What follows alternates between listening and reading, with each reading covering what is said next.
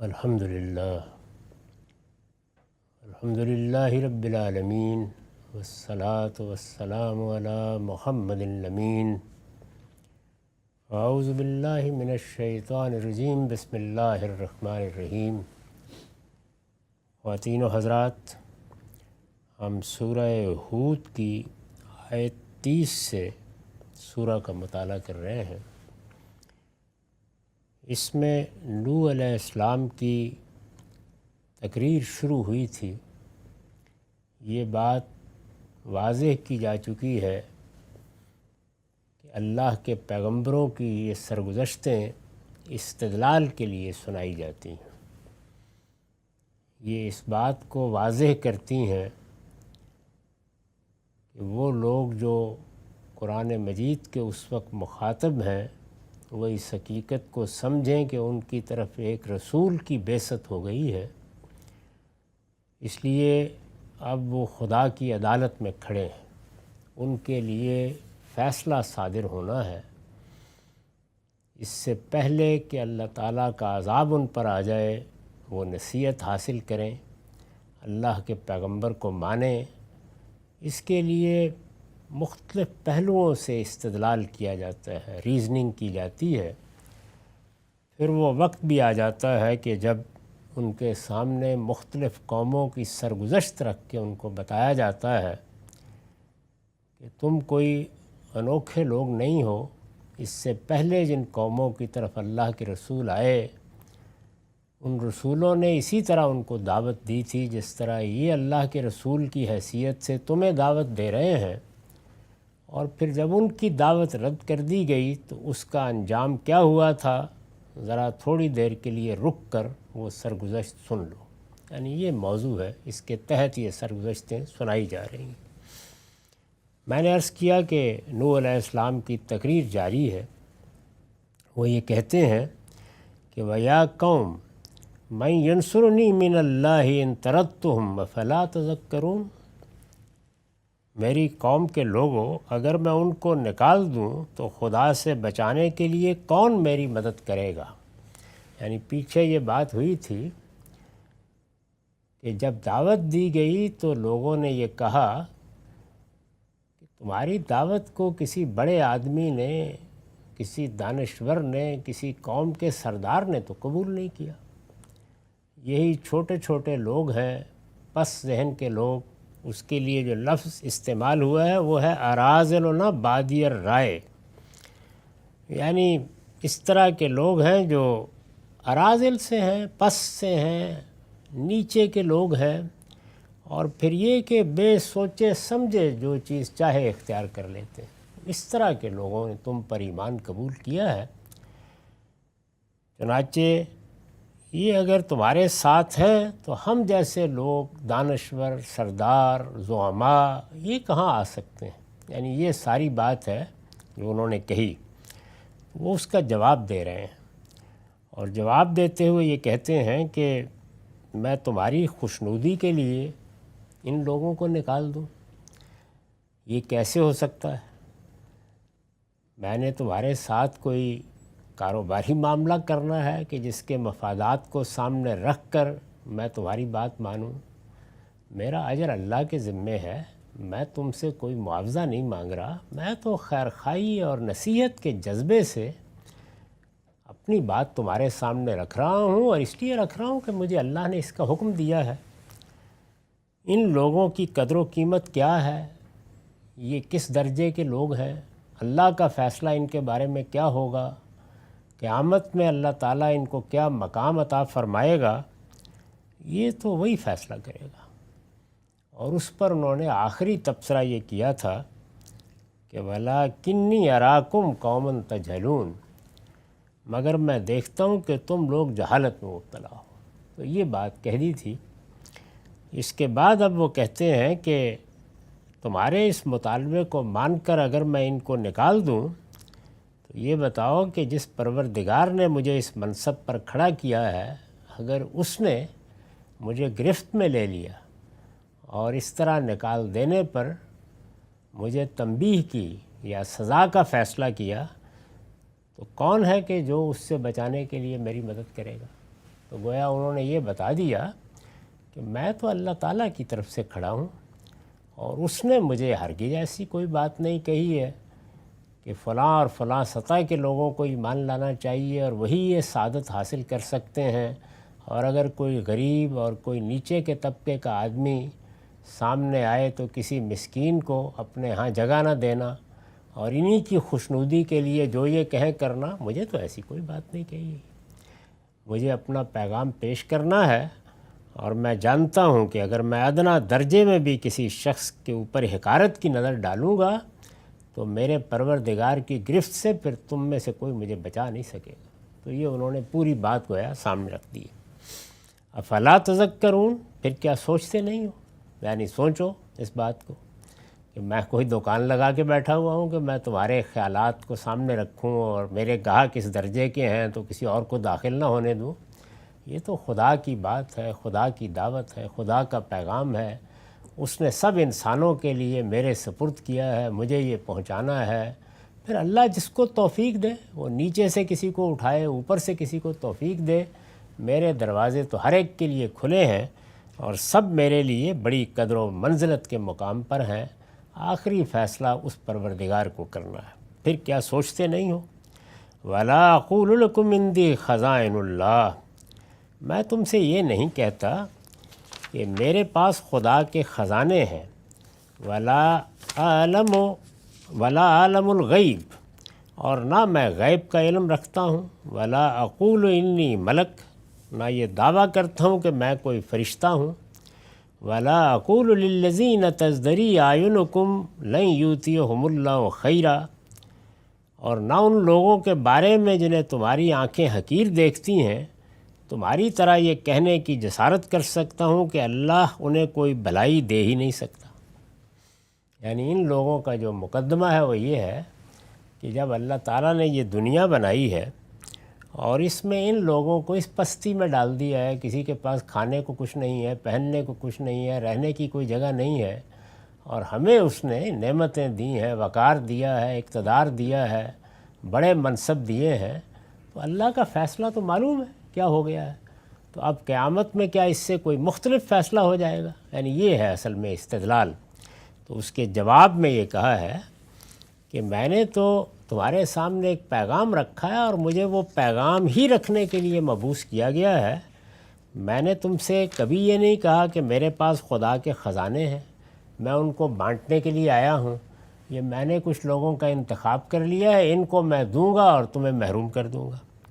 میں نے یہ نہیں کہا کہ میں غیب کا علم رکھتا ہوں، کسی کے اندر کیا ہے باہر کیا ہے وہ جاننے کے بعد میں فیصلے کروں گا کہ کون کس صلاحیت کے ساتھ کس کا مستحق ہے۔ میں نے یہ دعویٰ بھی نہیں کیا کہ میں کوئی فرشتہ ہوں، تمہاری طرح ایک انسان ہی ہوں، تمہارے اندر سے اٹھایا گیا ہوں اور مجھے یہ ذمہ داری دے دی گئی ہے۔ اور یہ تو تکبر کی بات ہے، اس سے آگے کبر کا کیا مقام ہو سکتا ہے کہ تم اپنے جیسے انسانوں کو حقیر قرار دے رہے ہو۔ تو میں تو جنہیں تمہاری آنکھیں حقیر دیکھتی ہیں ان کے بارے میں یہ کہنے کی جسارت نہیں کر سکتا کہ اللہ انہیں کوئی بھلائی دے ہی نہیں سکتا۔ یہ بھلائی دے ہی نہیں سکتا، یہ ظاہر ہے کہ ان کی بات کا جواب ہے۔ یہ جو فرمایا کہ نہ میرے پاس خدا کے خزانے ہیں، نہ میں غیب کا علم رکھتا ہوں، نہ میں نے یہ دعویٰ کیا ہے کہ میں کوئی فرشتہ ہوں، اس پر میں نے لکھا ہے کہ اس بات کا جواب ہے جو مخاطبین نے کہی تھی کہ تم تو ہمیں اپنے جیسے ایک انسان ہی لگتے ہو، پھر تمہیں پیغمبر کس طرح مانے۔ پیچھے بیان ہوا ہے نا کہ انہوں نے کہا کہ تمہارے ساتھ کیا خاص بات ہے، یعنی جیسے ہم ہیں، جیسے ہم بازاروں میں پھرتے ہیں، سودا صرف لاتے ہیں، اپنے کام کرتے ہیں، کھیتوں میں جاتے ہیں، بکریاں بھی ہانک لیتے ہیں، ایسے ہی تم ایک انسان ہو، تو آخر تمہاری بات کیوں مان لیں؟ تو اس کے جواب میں یہ کہا ہے کہ میں نے ان میں سے کسی چیز کا دعویٰ کب کیا، یعنی میں نے یہ کب کہا کہ میرے پاس تو بادشاہی آ گئی ہے، خزانے آ گئے ہیں، فرشتے میرے دائیں بائیں پھرتے ہیں؟ میں نے ایسی کوئی بات نہیں کہی۔ جو بات میں نے کہی ہے اس پر غور کرو کیا بات ہے، اور تم اس بات کو نہ مان کر اپنے لیے کیا خطرناک فیصلہ کر رہے ہو۔ آخری بات وہ تھی کہ جن کو تم حقیر سمجھ رہے ہو، میں یہ کبھی حرکت نہیں کر سکتا، اس کی جسارت نہیں کر سکتا، یہ سوچ بھی نہیں سکتا کہ ان کے بارے میں وہ باتیں کہوں جو تم کہنے کی ہمت کر رہے ہو۔ اس پر حاشیہ ہے، وہ یہ بات اس بنیاد پر کہتے تھے کہ جب خدا نے دنیا کی رفاہیت کے لیے ان کا نہیں بلکہ ہمارا انتخاب کیا ہے، یعنی دنیا میں اگر علم، دانش، اقتدار، دولت یہ ہمارے نصیب میں لکھی ہے تو آخر کسی اور دنیا میں اس سے مختلف فیصلہ کیسے ہو سکتا ہے؟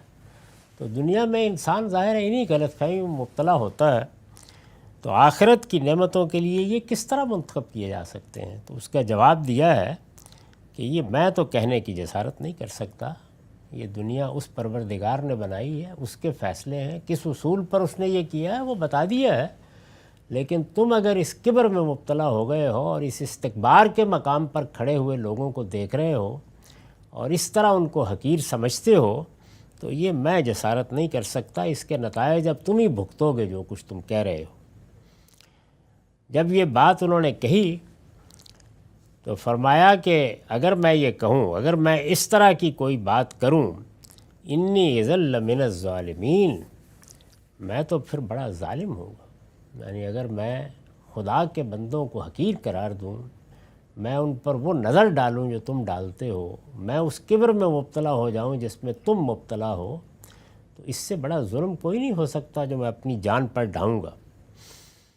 وَلَا أَقُولُ لِلَّذِينَ تَزْدَرِي أَعْيُنُكُم مَّن يُؤْتِيهُمُ اللَّهُ خَيْرًا اللَّهُ أَعْلَمُ بِمَا فِي أَنفُسِهِمْ إِنِّي إِذًا لَّمِنَ الظَّالِمِينَ، نہ ان لوگوں کے بارے میں جنہیں تمہاری آنکھیں حقیر دیکھتی ہیں تمہاری طرح یہ کہنے کی جسارت کر سکتا ہوں کہ اللہ انہیں کوئی بھلائی دے ہی نہیں سکتا، ان کے دلوں میں جو کچھ ہے اسے اللہ ہی بہتر جانتا ہے، میں اگر ایسا کروں تو پھر میں ظالم ہوں، یہ میرا کام نہیں ہے، یہ میری جگہ نہیں ہے، مجھے اس طرح کی باتیں کرنی زیب نہیں دیتی، میں بھی اللہ کا ایک عاجز بندہ ہوں اور اللہ کا پیغام پہنچا رہا ہوں۔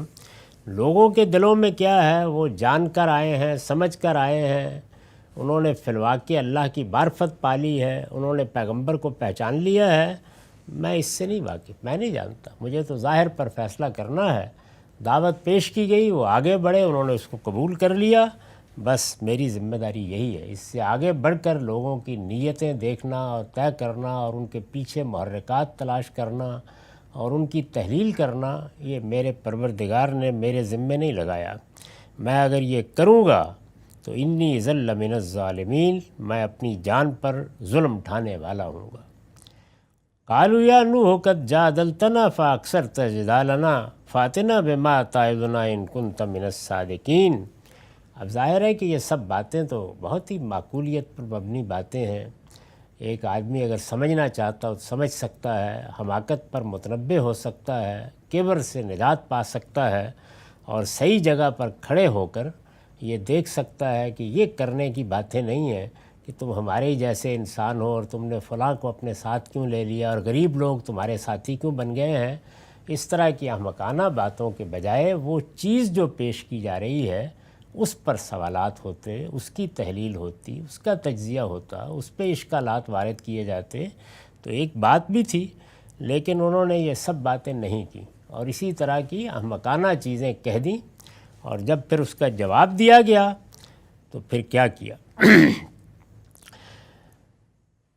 تو فرمایا تھا کہ میں اگر ایسا کروں تو پھر میں ظالم ہوں گا۔ اس پر ان لوگوں نے کہا اے نوح تم نے ہم سے بحث کی اور بہت کر لی، یعنی اس پر بھی کوئی اثر نہیں ہوا، کوئی خیال نہیں پیدا ہوا، کوئی توجہ نہیں ہوئی، باطن میں جھانکنے کی اور بصیرت حاصل کرنے کی توفیق نہیں ہوئی۔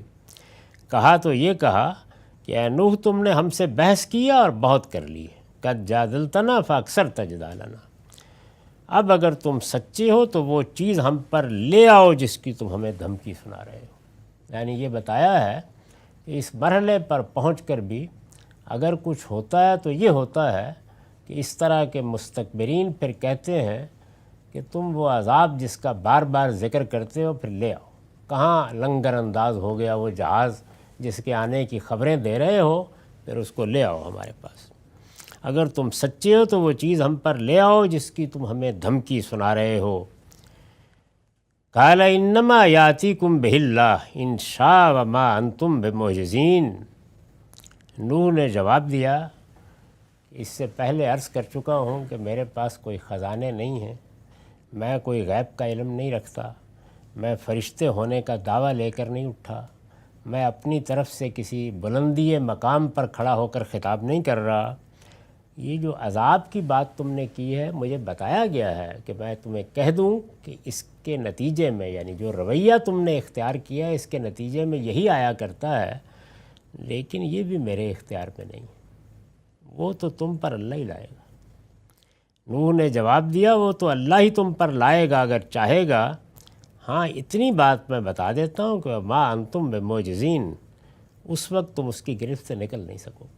یعنی تمہیں غور کرنا چاہیے اس بات کے اوپر، ورنہ یہ میرے اختیار میں یہ بھی نہیں ہے۔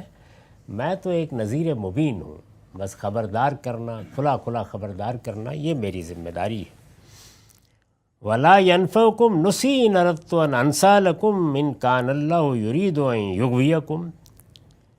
میں اگر تمہاری کچھ خیر خواہی کرنا بھی چاہوں تو میری خیر خواہی تمہیں کوئی فائدہ نہیں دے سکتی، یعنی میرے تو اختیار میں کچھ ہے ہی نہیں۔ میں اپنی طرف سے اگر اس موقع پر تمہیں بچانے کی بھی کوشش کروں گا اور اپنی قوم کی کوئی محبت بھی مجھ پر غلبہ پائے گی تو یہ تھوڑی ہے کہ میری بات مان لی جائے گی۔ میں تو اسی جگہ کھڑا ہوں، تو میں اگر تمہاری کچھ خیر خواہی کرنا بھی چاہوں تو میری خیر خواہی تمہیں کوئی نفع نہیں دے سکتی۔ اگر تمہارے اس رویے کے نتیجے میں اللہ نے تمہیں بھٹکا دینے کا ارادہ کر لیا، یعنی یہ جو رویہ ہے تمہارا، اس کا نتیجہ اللہ تعالیٰ کے قانون کے مطابق یہی نکلنا ہے کہ تم بھٹکو گے، اور پھر اس کے بعد صرف یہی نہیں کہ راہ حق سے بھٹکو گے بلکہ بھٹکتے ہی چلے جاؤ گے، اور یہ آخری درجے میں تمہارے لیے خدا کا عذاب بنے گا، دلوں پر مہر لگے گی، پردے تان دیے جائیں گے اور بالآخر عذاب کے گڑھے میں جا گے، یعنی یہی ہونا ہے۔ تو اگر اللہ کا فیصلہ یہ ہے تو میں تمہیں کیسے بچا سکتا ہوں اس سے؟ یہ ظاہر ہے کہ بہت زیادہ تعصف کا اظہار ہے کہ میرے دل میں تو یہی بات تھی کہ میں تمہاری خیر خواہی کروں، تمہیں اس سے نکال لوں، لیکن اب اگر تم نے اپنے آپ کو اللہ کے سپرد کر دیا ہے اور یہ کہہ کے سپرد کر دیا ہے کہ اللہ جو کرنا چاہے کر لے، ہم تو ماننے والے نہیں ہیں، تو پھر اللہ کا قاعدہ تو یہی ہے کہ تم بھٹکو گے تو نصیحت کی جائے گی، تمہیں وہاں سے نکالنے کی صحیح بھی ہوگی، پھر تمہیں اسی راستے پر ڈال دیا جائے گا یہاں تک کہ پھر آخری نتیجہ نکل آئے گا۔ تو فرمایا کہ وَلَا يَنْفَعُكُمْ نُصِحِي إِنْ أَرَدْتُ أَنْ أَنْسَأَ لَكُمْ إِنْ كَانَ اللَّهُ يُرِيدُ أَنْ يُغْوِيَكُمْ۔ میں اگر تمہاری کچھ خیر خواہی کرنا بھی چاہوں تو میری خیر خواہی تمہیں کوئی فائدہ نہیں دے سکتی اگر تمہارے اس رویے کے نتیجے میں اللہ نے تم کو بھٹکا دینے کا ارادہ کر لیا ہے۔ هُوَ رَبُّكُمْ وَإِلَيْهِ تُرْجَعُونَ، وہی تمہارا پروردگار ہے اور تمہیں اسی کی طرف پلٹنا ہے۔ یہ ظاہر ہے کہ آخری مرحلے کی بات ہوتی ہے۔ قرآن مجید کا عام اسلوب یہ ہے کہ وہ اس طرح خلاصہ کر دیتا ہے، گویا ابتدا سے انتہا تک جو کچھ بھی ہوا وہ یہ ہے، قوم کو بتایا گیا، سمجھایا گیا، مختلف جگہوں پر سیدنا نوح علیہ السلام کی دعوت اس سے مختلف تفصیلات کے ساتھ بیان ہوئی ہے، لیکن وہی ہے کہ اس کے مختلف مراحل ہیں، پہلے کیا کہا، انذار عام کے مرحلے میں کیا کہا، آخری مرحلے میں کیا کہا، تو یہی صورتحال ہے۔ ام یقولون افتراہ، کیا یہ کہتے ہیں کہ ہم پر چسپاں کرنے کے لیے اس شخص نے یہ قصہ خود گھڑ لیا ہے؟ یعنی اب نوح علیہ السلام کی داستان جب سنائی گئی تو ان کے رویے سے، ان کے طرز عمل سے، جس طرح وہ آگے سے بات کر رہے ہیں، یہ معلوم ہو رہا ہے کہ وہ یہ کہہ رہے ہیں کہ یہ جو کچھ بھی یہ سنا رہے ہو تم ساری تفصیلات اپنے پاس سے گھڑ کے اس لیے سنا رہے ہو تاکہ ہم پر چسپاں کر کے ہمیں ڈراؤ، ہمیں خبردار کرو۔ کیا یہ کہتے ہیں کہ ہم پر چسپاں کرنے کے لیے اس شخص نے یہ قصہ خود گھڑ لیا ہے؟ قل ان افتریتہ فعلی اجرامی وانا بری مما تجرمون، ان سے کہو اے پیغمبر اگر میں نے یہ خود گھڑا ہے تو میرے جرم کا وبال میرے ہی اوپر ہے، یعنی میں نے اگر یہ جسارت کر ڈالی ہے تو میں نے پھر ایک جرم کا ارتکاب کیا ہے، تو اس کا وبال بھی مجھے ہی بھگتنا ہوگا۔ لیکن جانتے بوجھتے حقائق کو جھٹلا دینے کا جو جرم تم کر رہے ہو اس کی ذمہ داری تم ہی پر ہے، میں اس سے بری ہوں۔ یعنی اگر میں نے کسی غلط کام کا ارتکاب کیا تو یہ نہیں ہے کہ اس کی سزا تمہیں ملے گی، تم یہ سوچو کہ تم جو کچھ کر رہے ہو اس کی کیا بنیاد ہے. مجھ پر تو الزام لگا دیا تم نے، یہ کہہ دیا کہ میں اپنی طرف سے گھڑ کے لے آیا ہوں، لیکن واقعی یہی بات ہے. تمہارا دل گواہی دیتا ہے اس بات کی. جانتے بوجھتے جن حقائق کو جھٹلا رہے ہو ان میں کوئی شبہ ہے تمہیں؟ تم واقعی دل سے یہ بات سمجھتے ہو تو یہ تم جانتے ہو کہ ایک بڑے جرم کا ارتکاب کر رہے ہو. یہ ذہن میں رکھو کہ اس طرح کی باہمی تو تکار کبھی نتیجہ خیز نہیں ہوتی. تمہیں غور کرنا چاہیے تم کیا کر رہے ہو، اور مجھے غور کرنا چاہیے میں کیا کر رہا ہوں. میں اپنے اعمال کے لیے جواب دہ ہوں، اپنے فیصلوں کے لیے جواب دہ ہوں، اور تم اپنے فیصلوں کے لیے اور اپنے اعمال کے لیے جواب دہ ہو. یہ حقیقت ہے کہ یہ ایک نہایت شاندار اور بڑی غیر معمولی تنبیہ ہے. اگر ہم اپنی قومی زندگی میں، مذہبی زندگی میں اس چیز کو اختیار کر لیں، اپنی انفرادی زندگی میں، اپنے معاملات میں، اپنی معیشت معاشرت میں، کہ دوسروں پر بہتان لگانے اور ان کے عیوب تلاش کرنے اور ان کے محرکات تلاش کرنے اور ان کی نیت پر حملہ آور ہونے کے بجائے اپنے طرز عمل پر غور کریں. یہ دیکھیں کہ ہم کہاں کھڑے ہیں، کہاں سے بات کو سن اور سمجھ رہے ہیں، اور دوسرے شخص نے اگر کوئی غلط رویہ اختیار کر لیا ہے تو اس کا یہ مطلب نہیں ہے کہ ہم بھی جواب میں غلط رویہ اختیار کر لیں. یہ جو دوسروں کے اوپر الزام ڈال کر اپنے آپ کو بری کرنے کی کوشش ہے، فلاں نے بھی تو یہی کیا ہے. یعنی آدمی کو حوصلہ نہیں ہونا چاہیے یہ کہنے کا اگر اس کے کسی جرم کی طرف اس کو توجہ دلائی جائے. فوری رد عمل یہی ہوتا ہے کہ یہ جرم فلاں نے بھی تو کیا ہے، یہ اس سے پہلے فلاں کے ہاں بھی تو ہو چکا ہوا ہے. تو مطلب کیا ہے اس کا؟ مطلب یہ ہے کہ اگر فلاں نے کیا ہے تو آپ بچ جائیں گے، اگر فلاں کی غلطی ہے تو آپ کے اعمال نامے سے وہ محو کر دی جائے گی. اگر فلاں نے گالی دی ہے تو کیا اس کے جواب میں آپ کو بھی گالی دینے کا حق حاصل ہو گیا ہے؟ کوئی بہتان، کوئی الزام، کوئی زیادتی، کسی کی جان مال آبرو کے خلاف جو کچھ آپ کر رہے ہیں آپ اس کے لیے جواب دہ ہیں. یہ بات کا مسئلہ ہے کہ کسی دوسرے نے بھی کوئی جرم کیا یا نہیں. تو اس حقیقت کی طرف توجہ دلائی ہے کہ ہر شخص اپنی جگہ جواب دہ ہے. جب مجھے توجہ دلائی جائے کہ تم نے اس جرم کا ارتکاب کیا ہے تو میرا کام ہے کہ میں توبہ و استغفار کروں، اپنے رب کی طرف رجوع کروں، جرم کا اقرار کروں اور کوشش کروں کہ اس سے بچوں. یہ رویہ انسان کے دل کو سیاہ کر دیتا ہے کہ وہ فوراً پلٹ کے کہتا ہے کہ فلاں نے تو یہ کیا. اچھا تم نے میرے اس جرم کی طرف توجہ دلائی ہے، فلاں کی طرف تو توجہ نہیں دلائی. اس سے اللہ کی پناہ مانگنی چاہیے. در حقیقت یہی وہ چیز ہے کہ جو آدمی کو وہاں لے جاتی ہے کہ جہاں سے پھر واپسی کا کوئی راستہ نہیں ہوتا. اللہ تعالیٰ توبہ کی توفیق بھی انہی کو دیتا ہے، صحیح رویوں کو اختیار کرنے کی توفیق بھی انہی کو دیتا ہے. انفرادی زندگی ہو یا قومی زندگی، جن کی نگاہ اپنے جرم پر ہوتی ہے انہیں دوسروں کے جرائم سے کوئی دلچسپی نہیں ہوتی. ان کو توجہ دلائی جائے تو وہ فوراً اپنی طرف توجہ کر کے یہ سوچتے ہیں کہ ہم کیا غلطی کر رہے ہیں. کہیں ایسا نہ ہو کہ ہم خدا کی گرفت میں آ جائیں. ہم تو کسی مجرم کا ساتھ نہیں دے رہے، ہم تو کسی ایسے شخص کے ساتھی بن کر نہیں کھڑے ہو گئے کہ جو دنیا میں فساد پیدا کر رہا ہے. اور کیا ہم خود بھی فساد پیدا کر رہے ہیں؟ تو اپنے اعمال پر نگاہ کرنا، اس کے لیے یہ عذر کہ فلاں یہ کر رہا ہے تو اب انہوں نے کیا کیا ہے، پیغمبر پر ایک جرم کی تہمت لگا کے خیال کر رہے ہیں بچ جائیں گے. تو جواب میں یہ کہا ہے کہ بھائی اگر میں نے کچھ کیا ہے تو میرے جرم کا وبال مجھ پر ہے، تم پر تو نہیں آ جانا. تم بتاؤ تم کیا کر رہے ہو، سوچنا تو تمہیں یہ چاہیے اس موقع کے اوپر. تو یہ بتایا. لیکن جانتے بوجھتے حقائق کو جھٹلا دینے کا جو جرم تم کر رہے ہو اس کی ذمہ داری تمہیں پر ہے.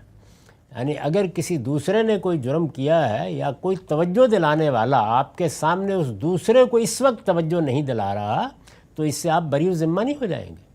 آپ کے جرم کی طرف توجہ دلائی جا رہی ہے تو اس پر استغفار کیجئے، اس سے اپنے آپ کو نکالنے کی صحیح کیجئے، اس کے ساتھی نہ بن جائیے. وہ جو قرآن نے کہا ہے اور سیدنا موسیٰ کی زبان سے کہا ہے کہ میں اس سے خدا کی پناہ مانگتا ہوں کہ میں مجرموں کا ساتھی بن کر دنیا میں جیوں. یہ کوئی آسان معاملہ نہیں ہے، لیکن انسان کو اس کا خیال نہیں ہوتا. تو یہ کہا کہ اے پیغمبر آپ یہ بات ان کو کہہ دیں. اس پر میں نے لکھا ہے کہ سورہ کی تلاوت کے دوران میں یہ نبی صلی اللہ علیہ وسلم کی طرف التفات ہے جس میں سلسلہ کلام کو روک کر مخاطبین کے رد عمل پر برسر موقع تبصرہ کیا گیا ہے. یعنی بات تو حضرت نوح کی تقریر کی تھی، اور وہی جاری تھی۔ درمیان میں کچھ دیر کے لیے جیسے کہ مخاطبین سامنے بیٹھے ہیں، بات کی جا رہی ہے، ان کے چہروں کو دیکھ کر یہ معلوم ہوتا ہے کہ یہ کہہ رہے ہیں اصل میں، کسی کی زبان پر بھی ہے۔ تو درمیان میں روک کر رسول اللہ صلی اللہ علیہ وسلم کی طرف التفات کیا ہے اور یہ کہا ہے کہ کیا یہ کہتے ہیں کہ ہم پر چسپاں کرنے کے لیے اس شخص نے یہ قصہ خود گھڑ لیا ہے؟ ان سے کہو اے پیغمبر، اگر میں نے یہ خود گھڑا ہے تو میرے جرم کا وبال میرے ہی اوپر ہے، لیکن جانتے بوجھتے حقائق کو جھٹلا دینے کا جو جرم تم کر رہے ہو اس کی ذمہ داری تم ہی پر ہے، میں اس سے بری ہوں۔ تو یہ درمیان میں گویا ایک التفات کی آیات ہے۔ وَأُوحِيَ إِلَىٰ نُوحٍ أَنَّهُ لَن يُؤْمِنَ مِن قَوْمِكَ إِلَّا مَن قَدْ آمَنَ، پھر نوح کو وحی کی گئی کہ تمہاری قوم کے لوگوں میں سے جو ایمان لا چکے اب ان کے سوا کوئی ایمان لانے والا نہیں ہے۔ یہی آخری مرحلہ ہوتا ہے، یعنی جب اللہ تعالیٰ عذاب کا فیصلہ سناتے ہیں، یہ بات سیدنا ابراہیم کے مجادلے سے بھی واضح ہے جو انہوں نے قوم لوط کے معاملے میں کیا۔ وہ اٹھ کھڑے ہوئے اور قرآن نے بڑی داد دی ہے، یعنی ان کا جذبہ کتنا غیر معمولی ہے، انسانیت سے ان کی محبت کتنی غیر معمولی ہے۔ جو کچھ وہاں ہو رہا ہے اس سے وہ واقف ہے، قوم جن جرائم میں مبتلا ہے اس سے بھی واقف ہے، لیکن عین آخری مرحلے میں بھی وہ یہ پسند نہیں کر رہے کہ اس قوم پر عذاب آ جائے، تو اٹھ کر کھڑے ہو گئے ہیں اور اللہ تعالیٰ کے ساتھ قرآن مجید نے جو الفاظ استعمال کیے ہیں گویا مجادلہ کرنے لگ گئے کہ پروردگار اگر 50 راست باز ہوں گے اس قوم میں، اگر 40 راست باز ہوں گے، آپ پھر بھی اس قوم کو تباہ کر دیں گے؟ تو فرمایا ابراہیم اگر 4-5 بھی ہوتے تو تب بھی میں تمہاری بات سن لیتا، کوئی بھی نہیں۔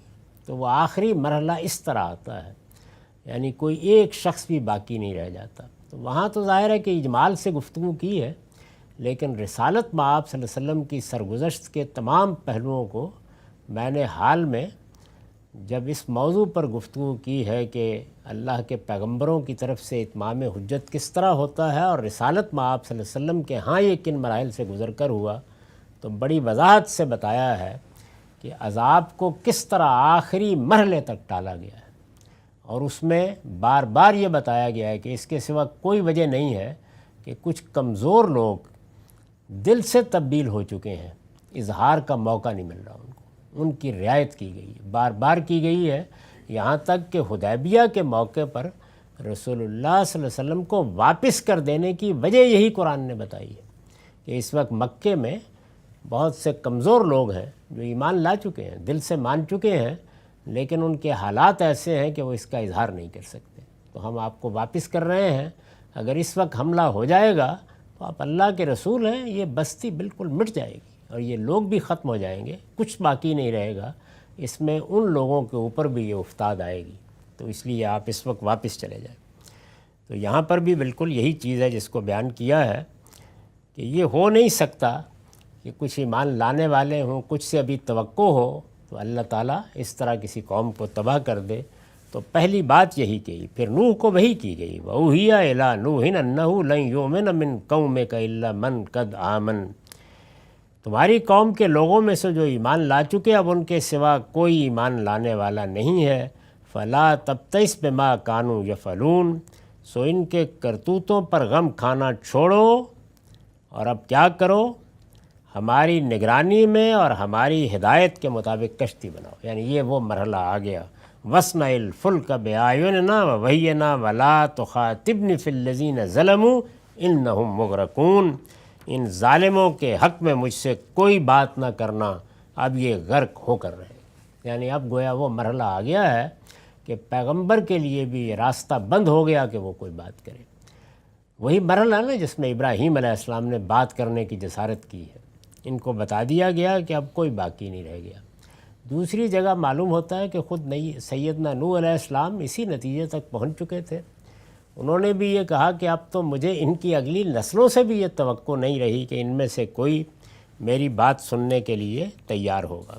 تو اس طرح حکم دیا گیا کہ اب آپ آخری تیاریاں کریں، حجت پوری ہو گئی، ہجرت و برات کا مرحلہ آ گیا، ایک بڑا طوفان ہے جس میں ان کو اب غرق ہونا ہے، آپ ایک کشتی بنائیے، اس میں ہم اہل ایمان کو نجات دیں گے، ان ظالموں کے بارے میں اب میرے ساتھ کوئی بات نہ کرنا، انہم مغرقون، یہ اب غرق ہونے والے ہیں۔ حقول و قولی ھذا واستغفر اللہ لی ولکم ولسائر المسلمین.